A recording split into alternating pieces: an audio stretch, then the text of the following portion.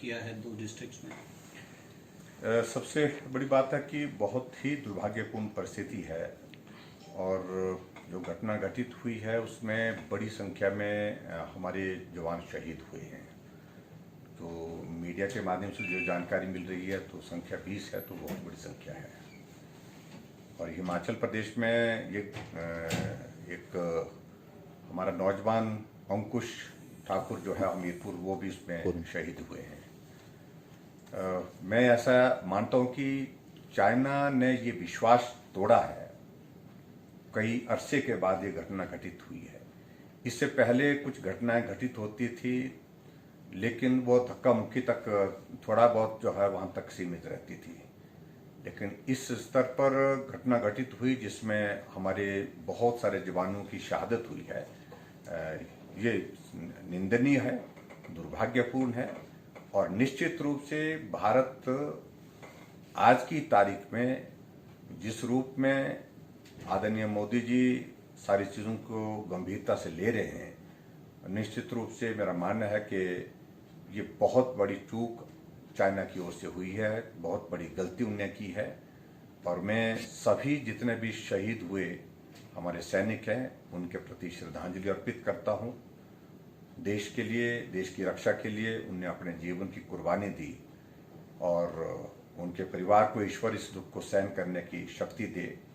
और हिमाचल प्रदेश से जो अंकुश ठाकुर हैं उनके परिवार के प्रति भी मैं संवेदना व्यक्त करता हूँ। सर, सामरिक दृष्टिकोण से कितना महत्वपूर्ण मानते हैं आप? क्योंकि हमेशा से जो पहले की सरकारें हैं, पूर्व की सरकारें, चाहे धूमल सरकार की बात करें, वीरभद्र सरकार की बात करें, तो लगातार ये मांग उठती रही है कि ट्रेन जो है उसकी गतिविधियां होनी चाहिए, सड़कों का निर्माण होना चाहिए, एयर पट्टी जो है उसका निर्माण होना चाहिए। क्या कितना सार्थक मानते हैं? आज के समय में कितना इम्पोर्टेंट है ये? देखिए, ये सारी बातें उसी दृष्टि से पहले से भी हम कहते रहे हैं, आज भी इन बातों को कह रहे हैं, क्योंकि चाइना हिमाचल की सीमा तक पहुंच गया है, तिब्बत में, और एक बहुत मजबूत इंफ्रास्ट्रक्चर रोड का और उसके साथ रेलवे का नेटवर्क जो है वहां पर उनने खड़ा करने की कोशिश की है।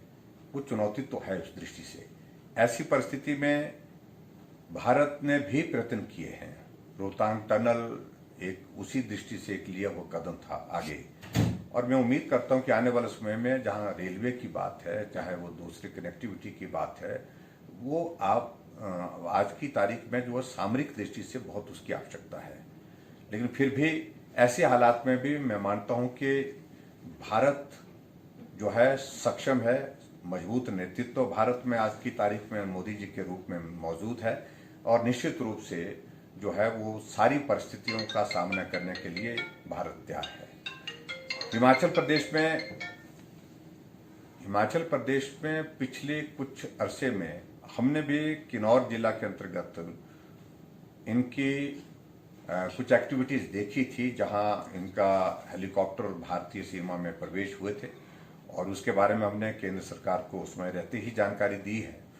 और उन सारी बातों को लेकर के हमको आभास लग रहा था कि चाइना कुछ न कुछ ऐसी मंशा के साथ कुछ चीजें सोच रहा है और उसका परिणाम जो है हाल ही में देखने को जो मिला, ये उसका मुझे लगता है कि एक नतीजा है।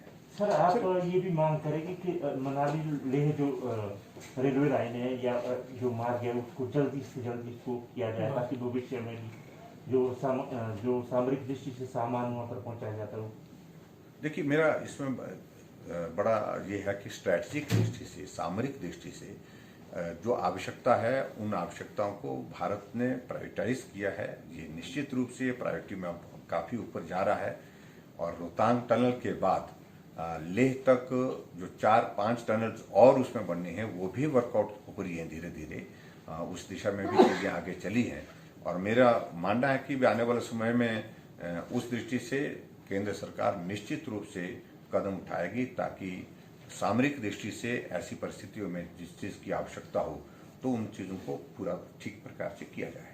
आपको क्या लगता है कि क्या ये जो परिस्थितियां उत्पन्न हुई है, चाइना इसको लेके क्या पहले से कोई तैयारी कर रहा था? आप किस तरह से पूरी घटनाक्रम को देखते हैं सर? लेकिन ऐसा देखिए, मुझे बहुत ज्यादा इस बारे में नहीं कहना, लेकिन सिर्फ इतना ही कहना है कि कुछ अरसे से हम कुछ एक डेवलपमेंट्स देख रही थी। जैसे हम नेपाल का भारत के बारे में टिप्पणी करना, हट करके करना, और जिसकी उम्मीद हमको नहीं थी, क्योंकि वहाँ पर कम्युनिस्ट गवर्नमेंट है और वो प्रभाव दिख रहा है कहाँ से हो रहा है।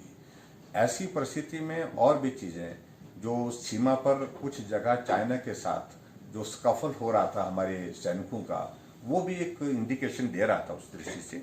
लेकिन फिर भी उसके बावजूद ये जो घटना अभी घटित हुई है, इसकी उम्मीद नहीं थी और ये घटित हुई है और निश्चित रूप से ये चिंता का विषय है। और मैं समझता हूँ कि आदरणीय प्रधानमंत्री जी, हम आदरणीय गृह मंत्री जी, रक्षा मंत्री जी सारे विषयों को लेकर के जो चर्चा करके आने वाले समय में जो भी आगामी कार्रवाई होगी, जो आगामी निर्णय होगा, तो दुनिया को, देश को मालूम हो जाएगा। हमारे बॉर्डर एरिया में अलर्ट है, 2 जिले हमारे किन्नौर लाहौल स्पीति है, तो इसको लेके लोग पैनिक ना करें। आप क्या संदेश सब लोगों को देना चाहते हैं? हमने हाई अलर्ट पर रखा है वहाँ पर, वहाँ के प्रशासन को, प्रशासन के साथ साथ में अपनी पुलिस फोर्स को।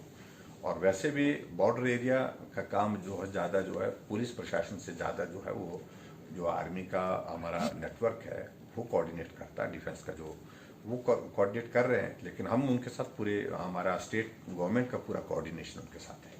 Thank you. मैं कुछ मैसेज चाह रहा था।